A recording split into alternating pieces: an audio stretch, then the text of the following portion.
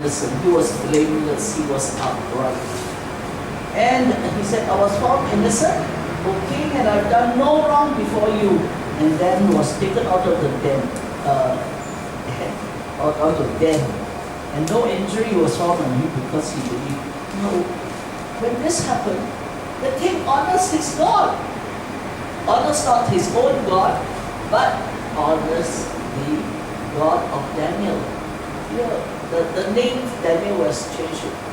When it was changed, it was actually the meaning of that name was a pagan name, and it was a disciple of Baal. A disciple of Baal. Now King Darius, I make a decree that in every dominion of my kingdom, men must tremble and fear before the God of Daniel. This is in Daniel 2:26. Okay. Let's see what Daniel 2:26 says. Okay, Daniel in the lion's den. Okay, when the man said, did you not publish a decree that during the next 30 years, anyone who prays to any god or human being except to you will be thrown into the lion's den? Of course you do. Now, no decree or edict that the king issues can be changed. When a king says something, once it's said, it cannot come back. You can't change it at all. And whatever you say would be the punishment, it has to be carried out. So when Daniel was caught, even the king couldn't do anything because he could not rescind the decree, you see. So Daniel was put in the lion's den. But what was beautiful was that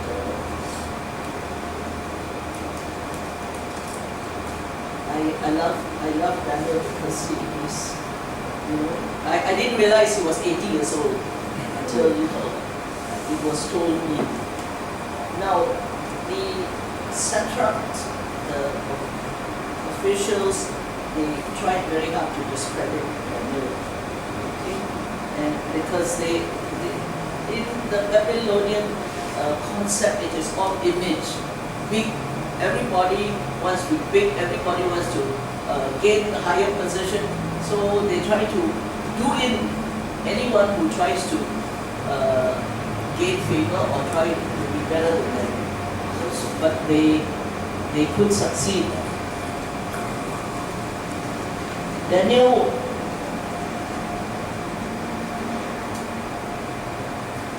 was found pretty clean, okay? In 610. Really whatever 610 says.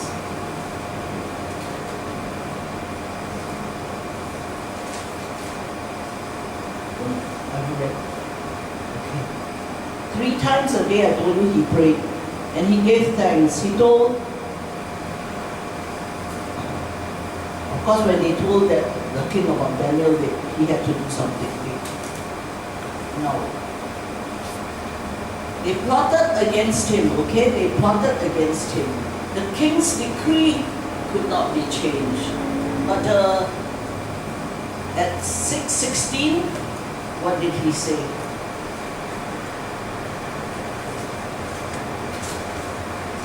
Remember, Your Majesty, that according to the law of the Medes, Persians, no decree or edict that the king issues can be changed. So the king gave the order. 16. And they brought Daniel and threw him into the lion's den. May your God whom you serve continually rescue you. And the Lord, of course. And I told you what was beautiful. Daniel, servant of the living God, has your God whom you serve continually been able to rescue you from the lions. And may you prosper greatly. The king wrote to all the nations and peoples of every language in all the earth. In those days, the earth may be smaller. And he said,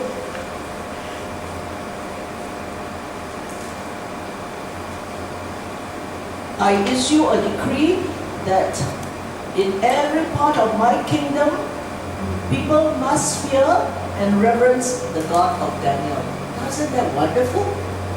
For one man whose testimony, showed the king that he was a blameless, upright man, and the king said, okay, for he is the living God, and he endures forever. His kingdom will not be destroyed. His dominion will never end. Okay, he rescues and he saves. He performs signs and wonders in the heavens and on the earth. So Daniel prospered during the reign of Darius and the reign of Cyrus and in the reign of Nebuchadnezzar. So it's been so beautiful that that we need really integrity. We need integrity. We need to do what we ought to do, whether people are looking or not. If people are looking, it is not integrity. Okay? Because you probably want to show that it's the right thing to do. Now, integrity is above image. It's not how you look, but what you are. Okay, what you are. And how you walk. And God values integrity. Okay? More concerned about the Chinese, they're more concerned about image. There's a Chinese saying, I can't tell you in Chinese, but it says, you can chop my head off, but don't mess my hair up. Because it's image, you see, that's important. Okay? Don't mess my hair up. I think in Singapore we a lot is image. A lot. I think we have nothing, you see. So we're such a small country, but I love Singapore because I love the things that's going on. I love the government because they are not afraid to change. I mean, Lee Kuan Yew has been around 50 years already, right? And if there's something they feel is better, they'll change it. And it's good because they have the boldness and they're quick to do it. And you see our roads are really good, our lighting's good. And I know when I went to the Philippines, if you want a telephone, you might have to wait 2 years. In those days, not now. I'm sure it has improved by now. But I was in the Philippines quite many years ago. And then every time you want a telephone, you go to town to where they have the phone services. And then you want a phone in your house, you have to wait maybe 2 years. And it's very sad, when you have to wait so long. So God values integrity. And I think we all want to be women of integrity. I think we don't want to shortchange people, cheat on others, take advantage. Because if you do all those things, it is really you're not a very honest kind of person. Okay? More concerned about image. Chinese say, okay, let me go down to. Remember Potiphar also? Remember Potiphar? Okay? The wife, those days was Joseph, wasn't it? Yes, and she must have been a very attractive woman, very rich woman, very clever woman, very crafty. But you see, Joseph was even more beautiful. She liked him so much. Come on, sleep with me. And when because he's upright, he's blameless, how can I? You are my boss's wife. I don't do things like that, And then she, there's a bit of a repercussion because she tore off his clothes and told the husband, see what he did?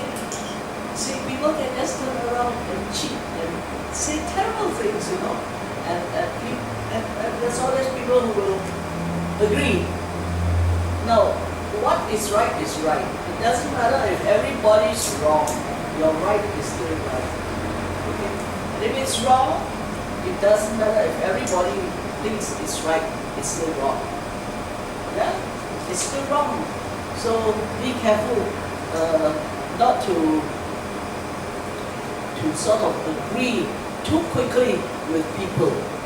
to say what is right. Okay, I go along with you because you're my friend. Because it's still wrong. And I think you have to stand upright to know what you should do and what you shouldn't. Okay? And that's important. Now, this is just about integrity. Actually, I have a little bit more. I want to do a little bit about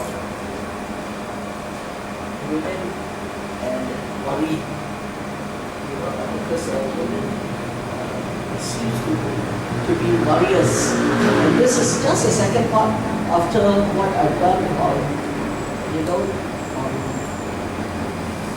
integrity. This one is worry. It's a very good virtue to learn not to worry. I should worry most. You know why? My son is in Bangkok today. He's coming back tonight. But last week he had 5 stents into his heart. On Monday, last Monday, not tomorrow, but last Monday, they put 2 stents. And on Friday, they put 3 stents. And on Wednesday, he went to Bangkok. So you talk about worry, I should be the most worried mother in the world. But I don't worry because I said, if I believe, I trust, I must believe. And I believe. I said, Lord, whatever he's doing, look after him, but bring him back to me. Bring him back to me. And I haven't heard from him. He's supposed to come back today. He goes short term. I said, Yun, what are you doing? You have come back from the hospital, you should be resting. He said, no, it's okay, Mom, it's only my heart. But isn't that the most important organ? And he went to the hospital for his heart. And then he said, it's okay, it's only my heart. It's okay, it's okay. It's okay, it's only his heart, it's okay. I feel so, we can worry ourselves sick. We can worry until we lose our sleep. We can worry, and worrying is not, we want to break that worry habit as a woman. Women worry unnecessarily. Husbands don't worry so much. My husband used to worry because we had a small business, so it was like writing Paul to pay Peter, Peter to pay John, John to pay, it's always, the money is slow in coming in, jobs plenty, but no money coming in, kind of thing. And I used to tell him, why do you want to worry? You worry, you can't sleep tomorrow, you wake up with a headache, you can't work. Why would you just sleep? Tomorrow is a new day, start fresh. I think that's so important. I know it's so easy to say things like that, okay? But you have to learn. When my husband died, he died 35 years ago. My husband died in 1978. That's a long time. Never got remarried or anything like that. Some people, I remember Brian Bailey, he would say, why get married again? You already passed the test. Why do you have to sit for the test again? True. 35 years. But I tell you, who looked after me? God. My children were much younger. And I've got 3 sons and 5 sons. The first one is an oncologist, the second one is a pastor, the second one deals with water. Or one for my, let's say one for my health, one for my heart. My spiritual health, one for my physical health, and one for my stomach. One for my stomach. And they are 5 sons. And my 3 daughters-in-law, they are fine with me. One is, she's with the Singapore, she's with the Temasek Poly. She's one of the directors there. The second one is a pastor. And she's very, very popular. And the third one, the eldest one is a lawyer. The third one is the director of the Temasek Poly. So they're very fine children. And so I've got 11 grandchildren, 3, 4, 4. My son is a grandfather already. So you can imagine me, I'm not so young, So when I want to go anywhere, my children, don't go lah, Mom, what you will go for? as long as they cannot take me, I shouldn't go. And it's not fair to me. I want to go everywhere they go. I said, I want to go, I want to go. So New Year when we went to Bali. For New Year, the New Year long weekend, we went to Bali. So here I'm just saying that women, okay, to worry that I have friends that have worried themselves sick. Friends have worried themselves that got dementia. Friends who worry for nothing also. I'm not to worry for nothing. You need really to know. And worry is not from God. Okay? We cannot eliminate worry, but we can reduce it. Okay, we can reduce it. When Jesus was under pressure, he was criticized, he was spat at, he was shouted at, but he always remained cool. I'm not saying more chap, I'm not saying you shouldn't be concerned, you be concerned, but it shouldn't be too big a problem for you. If it's not your fault, if it's your fault, rectify it quickly. Go and say sorry. Now, he remained cool. A colleague of mine once shouted at her and said, "Who do you think you are? What makes you so special?" Now, if we are spat at and we are shouted at, we want to spit back, we want to shout back. But the shouting, you only get louder and louder, see who's louder, that's all, and who gets more tired before you stop. I went back to school because my principal wanted me to do a bit of, somebody was going to get a baby, so he was so, "Can you come, Mrs. Young? 4 months, only 4 months. The duration of the pregnancy and I said, okay. I went 1 month. I taught them nothing.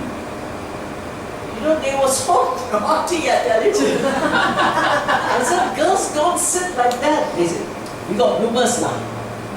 And every time my decimal went up, they were definitely higher. And so I told my principal after 1 month, I went and I said, "Mr. Wu, I can't work any longer, I taught them nothing for 1 month. All I did was try to get them to listen to me." In our school, they spoiled the sports class.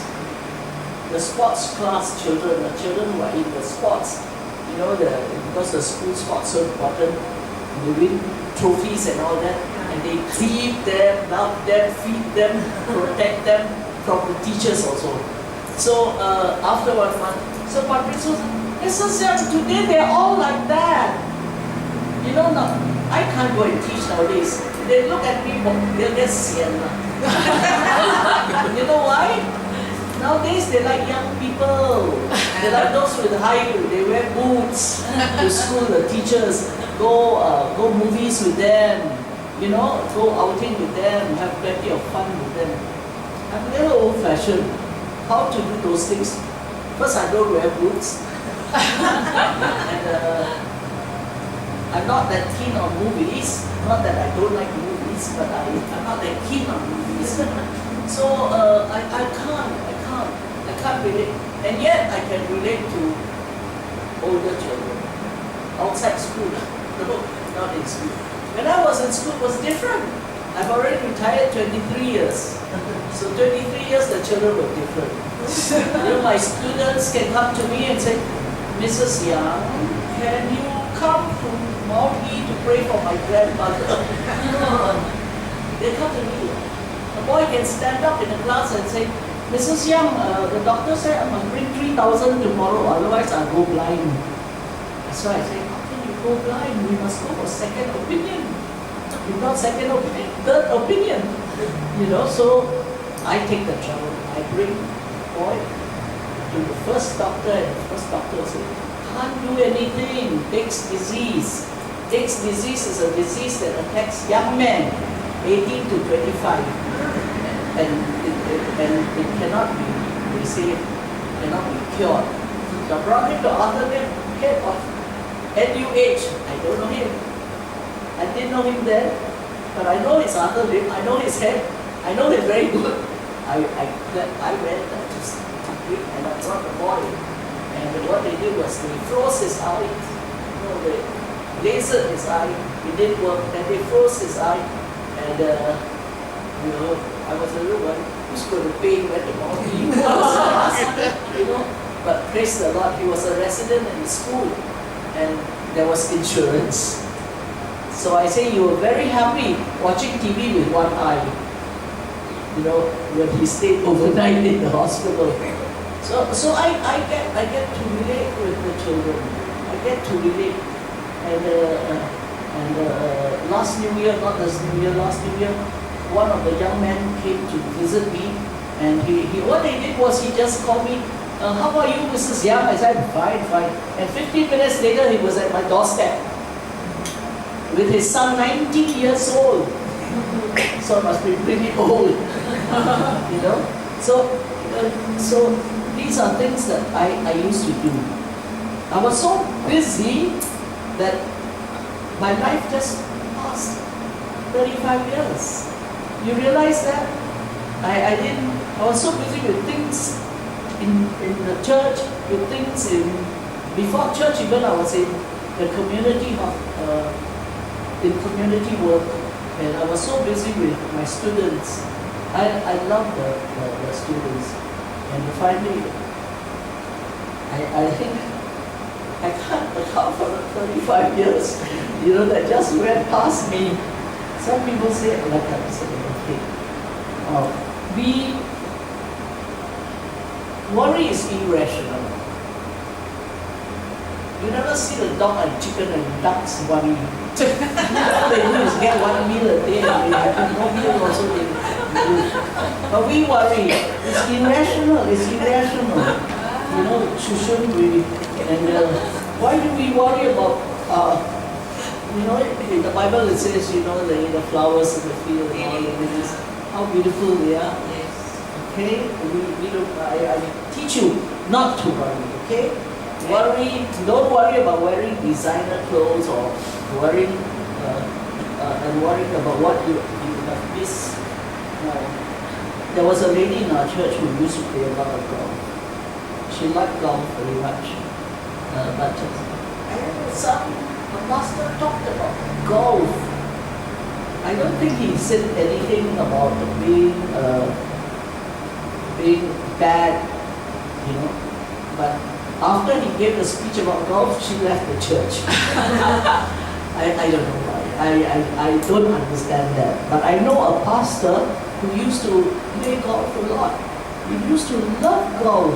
And one day the Lord said, give your sticks away. Give away. I love it so much. You know? And then he gave away. After he gave away, one fine day, when he forgot about his golf, one fine day someone gave him a new set. And then he's just, why? Because it no longer helped him. He was not entrapped by the golf, you know. So he was loose from golf. That's so important, okay? And now seek what is eternal and not external, okay? Worry is unnatural. It's not irrational, it's unnatural. And you know that I'm not a worrier. You can see I'm not a worrier. I should be worried sick. Yeah, where's my son? What is he doing? You know, you should be resting a bit. At home, he came home. The day he came home, he stayed one night. Monday night, he came back on Tuesday. Walk upstairs, walk downstairs, walk upstairs, walk downstairs. I said, what's the matter with you? You should be resting. It's okay, it's only my heart. He keeps telling me it's only his heart. I don't know why he keeps telling me it's only his heart. Isn't the heart most important? The stats are in the heart, you know, and he's got 5. Not that he's showing off, but you know,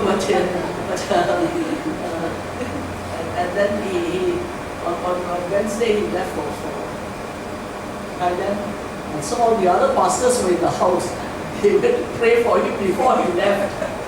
And that was good, about 5 pastors came just to pray for him, so that he will have a good journey to Thailand. Sometimes it's hard, when you are head, like in Burundi, we've got 11 churches in Burundi. Africa, we have everywhere, we have churches. And then we have our Korea services in our church, which is looked after by individual pastors. Somebody will look after Africa, somebody will look after, say, Philippines, somebody will look after Indonesia. So they must make the visit. So this poor guy in Uganda, he went to about 5 or 6 graduation when they had, and it's trouble. This Korea services, our Korea services start in June, right up to December. And if you have the time, you take a week or 2, you can go to any selected places you want to go to. And so we have done it for 4 years already. First year was just to bless them. Second year just to bring, a bit teaching. And third year to disciple them. And fourth year. And we have a lot of people attending. And a lot of people, because it is important that we get sent out. I've been to Shenzhen, I've been to China, not that often. I've been to Sri Lanka, I've been to Philippines, and where else have I been to? Not that many countries, but still. I've been to Indonesia. It's so good. So a lot of people are involved, in this meeting. So they will have people who do the Sunday school, some will do the teaching, some will speak on a Sunday, and it's just so wonderful. And we are not a big church, neither are we a rich church. But there's, like my son says, there's always oil in the house. Amen. Like there's oil here, you'll be surprised. Seek what is eternal, worry is unnatural. Okay? Now to have no worry.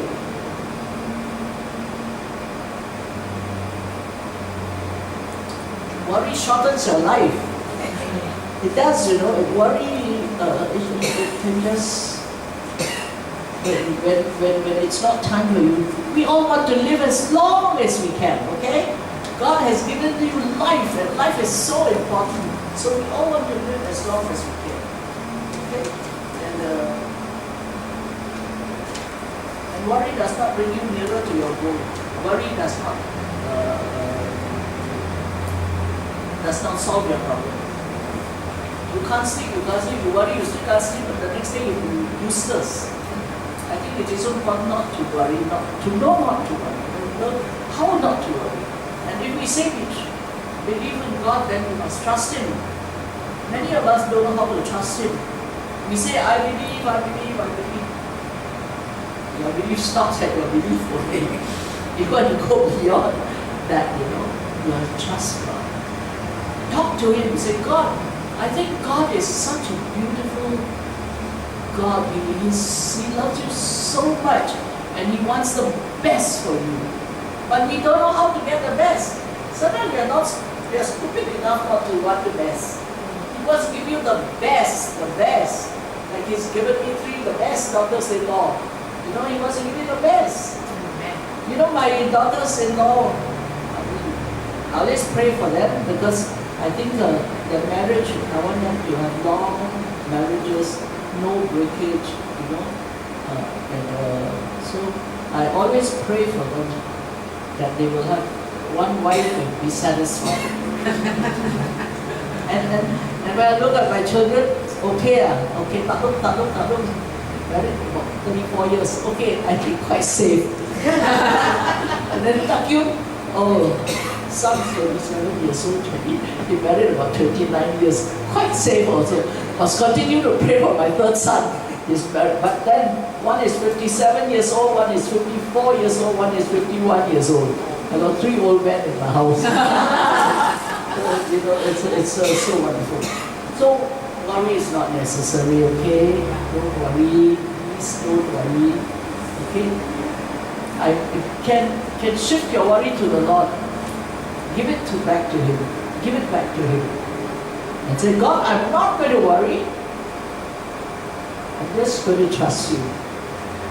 Because when my husband died, for 5 days I did nothing but read the 23rd Psalm, and I prayed, the 23rd Psalm, and what else? I said, thank you, thank you, thank you. I said, Lord, I don't understand, but you say in everything give thanks. So thank you, thank you, thank you. And the thank you brought me through. You know, it may be a small word, but I tell you, it can do wonders. If you have a good and grateful heart. And so learn to have that grateful heart. I think it's important. It's so important. Okay, actually I have thought on gratitude too, but no more. I think, okay, anyone who wants ministry, say if you have any problem, or you want to be healed, Amy is here to help. And of course your own people will help also, your own leaders. And I pray that don't give up on God. Don't give up on your children. You know, your children may not appear to you to be like your neighbor's children, but love them. Okay? If you love them and be patient with them and you know that they are secure in you, they will change. They will change. Okay? So I just want to thank God for the time together.